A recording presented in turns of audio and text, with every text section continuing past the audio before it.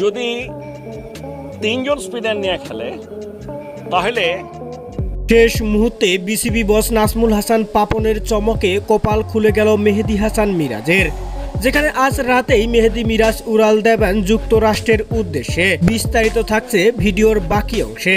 দর্শক, সাকিব আল হাসানের পর বাংলাদেশে একজনই অলরাউন্ডার রয়েছে, তিনি হলেন মেহেদী হাসান মিরাজ। সেখানে এমন একটা সময় ছিল যখন 3 ফরম্যাটেই অটস হয়েছিল এই অলরাউন্ডার, কিন্তু এবার তার জায়গা হয়নি টি-20 বিশ্বকাপ দলে। মিরাজের বিশ্বকাপ দলে জায়গা না পাওয়া নিয়ে ইতিমধ্যেই চলছে নানা সমালোচনা।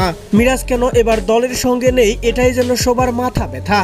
তবে আজ জানা যায় সব জল্পনা কল্পনা ছাপিয়ে দলের সঙ্গে মেহেদী হাসান মিরাজ উড়াল দিচ্ছেন যুক্তরাষ্ট্রের উদ্দেশ্যে, যেখানে জানা যায় 15 সদস্যের নয় 16 সদস্য নিয়ে খেলবেন টাইগার। আর শেষ একজন তিনি হচ্ছেন মেহেদী হাসান মিরাজ, তার নিশ্চিত করেছেন বিসিবি বস নাজমুল হাসান পাপন। দর্শক, শেষ মুহূর্তে বিসিবি বস পাপন নাজমুল হাসানের শেষ চমক আপনাদের কেমন লেগেছে জানাবেন ভিডিওর কমেন্ট বক্সে।